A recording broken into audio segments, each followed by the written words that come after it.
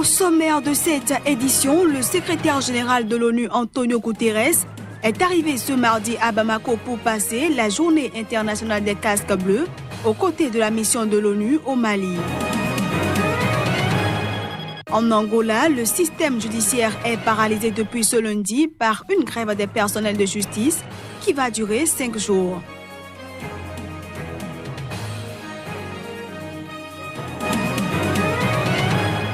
Et puis le Haut Commissariat des Nations Unies aux droits de l'homme critique l'arrestation en Arabie Saoudite d'une douzaine d'activistes des libertés civiles.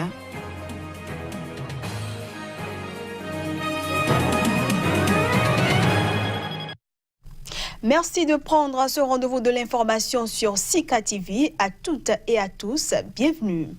En Afrique du Sud, l'Assemblée nationale a adopté ce mardi l'introduction d'un salaire minimum fixé à 20 rands, soit 1,3 € l'heure.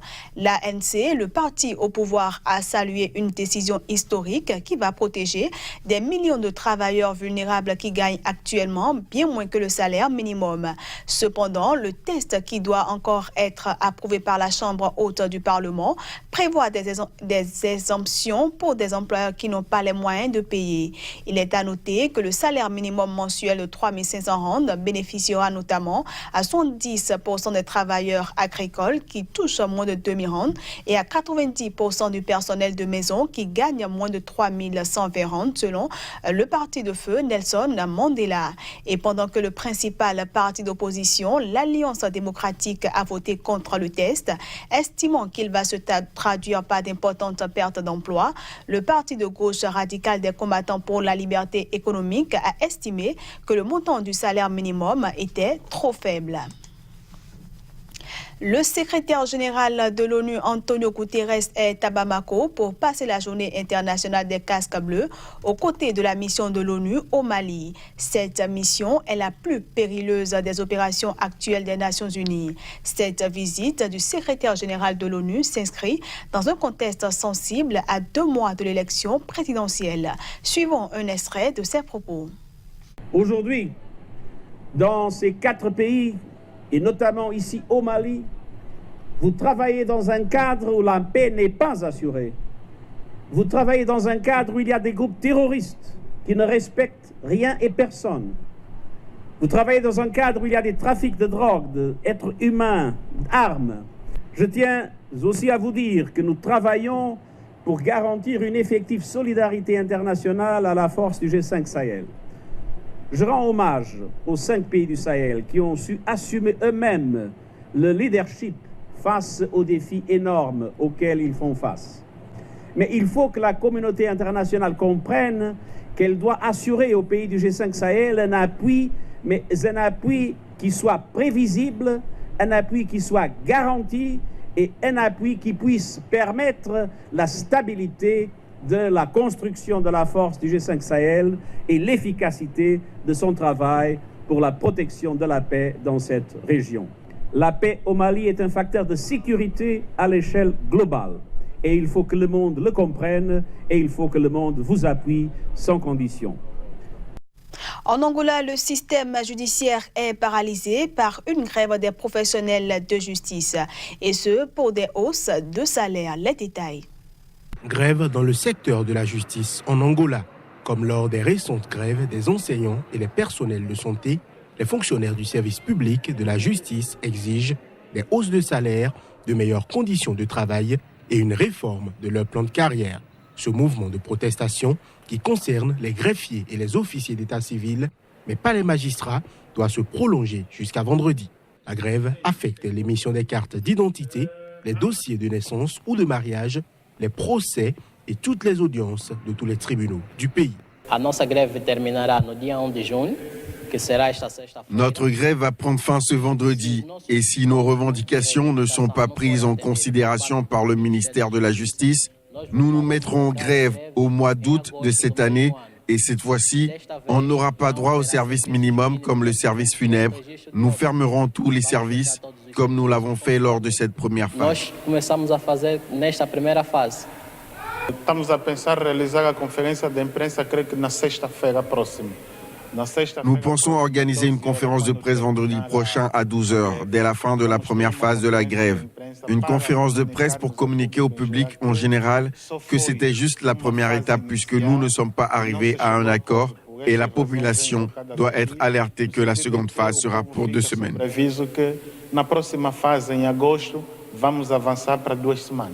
João Lourenço, qui a succédé il y a près d'1 an à José Eduardo dos Santos, a promis de lutter contre la corruption et de relancer l'économie du pays qui traverse une grave crise depuis la chute des cours de l'or noir.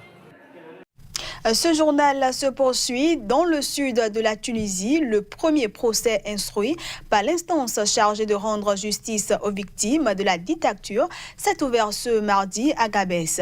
C'était en présence de proches et militants réclamant la fin de l'impunité 7 ans et demi après la révolution. Aucun accusé n'était présent lors de cette première audience qui s'est tenue dans une salle comble. Mais ce que l'on sait, 14 responsables sont interpellés. Parmi eux, l'ancien président Zine El Abidine Ben Ali et son ministre de l'Intérieur Abdallah Khalel. Ils sont poursuivis pour la disparition forcée et la mort de Kamel Matmati, un islamiste membre du mouvement Enanda, arrêté le 7 octobre 1991 à Gabès. Ces personnes qui ont tué mon époux, ceux qui l'ont torturé, toute personne qui a touché de près à la mort de mon mari, toutes ces personnes doivent rendre des comptes et ils doivent passer devant la justice. Nous, ce que l'on attend, c'est que la justice nous donne nos droits. Il s'agit vraiment d'un procès historique pour les victimes, mais pour tout le système judiciaire en Tunisie, pour toute la démocratie même en Tunisie. Il s'agit peut-être d'un tournant pour la justice en Tunisie. La justice, comme on le sait tous, a été un pilier du régime de Ben Ali, un pilier de la répression. Et là, aujourd'hui, c'est peut-être l'occasion pour la justice de se refaire une virginité et de prouver son indépendance, de prouver que tous les travers qui ont été constatés dans les autres procès après la Révolution, c'est de l'histoire ancienne et qu'on va repartir sur de nouvelles bases. On souffre de l'impunité, on souffre des violations graves qui sont commises toujours par des forces de sécurité qui n'ont pas encore intégré la notion de respect du citoyen et d'une impunité qui est consacrée par la justice. Donc là, si on rompt ce cycle de l'impunité, on va peut-être repartir sur de nouvelles bases. Déjà condamné par contumace à plusieurs années de prison pour torture, Ben Ali vit en exil en Arabie Saoudite. Outre Ben Ali au pouvoir de 1987 à janvier 2011, 13 anciens ministres et hauts responsables sont poursuivis. Allons à présent en France où des centaines de cheminots ont manifesté ce mardi devant le Sénat où commençait l'examen du projet de loi de réforme ferroviaire. Déjà, la CGT cheminot, reçue avec d'autres syndicats par des sénateurs du groupe à majorité communiste, promet de poursuivre la grève après le vote. Les images. Les cheminots font encore parler d'eux en France. Alors qu'a commencé l'examen du projet de loi de réforme ferroviaire, le secrétaire général de la CGT cheminot a mis en garde. La grève contre le projet de loi de réforme ferroviaire continuera. Pas question que le vote au Sénat le 5 juin soit une fin du débat. Pour les grévistes, c'est une formalité comme l'était le vote à l'Assemblée en avril. C'est bien parce que les cheminots sont déterminés, donc on continue. Notre méthode de lutte nous permet de tenir dans la durée. À partir d'aujourd'hui, on a fait plus de jours de grève qu'en 95 et c'est pas terminé, donc le gouvernement doit entendre ça. C'est un gouvernement qui est probablement l'un des plus autoritaires qu'on a connu, mais nous on est déterminés, donc voilà, la lutte continue. Démontrer, c'est qu'ils pourront faire voter ce qu'ils veulent, ils pourront annoncer ce qu'ils veulent, tant qu'ils ne répondent pas aux revendications, le mouvement il va se maintenir. Et leur seule option pour sortir du conflit, ce sera de négocier avec les organisations syndicales sur la base des revendications portées. Voilà, il n'y a pas d'autre option pour eux. Il y a concrètement pas d'avancée notable, en tout cas pas d'avancée à hauteur de rassurer les grévistes et de rassurer les cheminots dans le texte qui passe aujourd'hui au Sénat. Pour ce faire, il faudrait maintenant que ce texte soit suspendu après son passage au Sénat et qu'on puisse tenir des négociations avec remise du texte à plat avant le passage en deuxième lecture à l'Assemblée nationale. Il est prévu que les syndicats CGT, UNSA, SUD et CFDT se retrouvent pour analyser les rencontres bilatérales avec le Premier ministre Édouard Philippe. Les États-Unis continuent de préparer leurs sanctions commerciales contre la Chine, annoncées en mars. Objectif, restreindre notamment les investissements chinois aux États-Unis, selon un communiqué de la Maison-Blanche ce mardi. Une annonce qui sème la confusion. L'annonce faite par la Maison-Blanche mardi sème la confusion totale. Car l'on se rappelle encore, le secrétaire américain au Trésor avait indiqué le 20 mai que les menaces de représailles commerciales sur la Chine étaient suspendues. Ce, après que Pékin et Washington ont trouvé un consensus pour réduire le déficit commercial américain. Mais le communiqué de mardi indique que les restrictions sur les investissements seront annoncées d'ici le 30 juin pour une application peu après. Il est en effet question de limiter la capacité de la Chine à acquérir des technologies américaines. De façon détaillée, les États-Unis imposeront des tarifs de 25% sur 50 milliards de dollars de biens importés de Chine contenant des technologies importantes et la liste finale des importations concernées sera annoncée d'ici au 15 juin. Pékin avait annoncé des mesures de représailles sur des biens américains d'un montant équivalent. Mais le 19 mai, Washington et Pékin avaient annoncé une trêve dans leur guerre commerciale. Tout un amalgame à présent, vu que la Chine avait ainsi annoncé la semaine dernière qu'elle allait réduire dès le 1er juillet ses droits de douane de 25% à 15% sur les voitures. Et vendredi, Donald Trump avait de son côté annoncé un accord pour régler le contentieux sur le groupe chinois de télécommunications ZTE. En contrepartie, ZTE devra s'acquitter d'une amende de 1,3 milliard de dollars et changer ses dirigeants. Le Haut Commissariat des Nations Unies aux droits de l'homme critique l'arrestation en Arabie Saoudite d'une douzaine d'activistes des libertés civiles.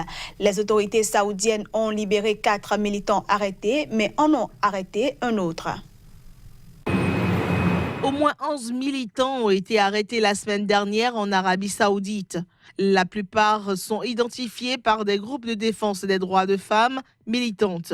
Les autorités mettent ainsi un terme à une vaste opération de répression, juste un mois avant que le Royaume lève son interdiction sur les conductrices. En ce qui concerne les militants libérés, il n'y a eu aucun commentaire immédiat de la part des responsables saoudiens et les conditions de leur libération n'ont pas été rendues publiques. Par ailleurs, les autorités ont arrêté jeudi Mohamed Al-Bajadi, cofondateur de l'Association pour les droits civils et politiques, l'un des rares groupes indépendants de défense des droits humains en Arabie Saoudite. Bajadi a été condamné à 10 ans de prison en 2015 par ce que les militants ont appelé un tribunal axé sur les affaires du terrorisme, mais ensuite a été libéré. Les autorités saoudiennes n'ont jusqu'à présent pas commenté sa dernière arrestation. Le destin des détenus reste incertain. Le journal pro-gouvernemental Okaz a suggéré que certains des détenus pourraient faire face à 20 ans de prison. Le Centre des droits de l'homme du Golfe a fait part de ses inquiétudes. Ainsi prend fin cette édition que je vous remercie d'avoir suivi. À bientôt.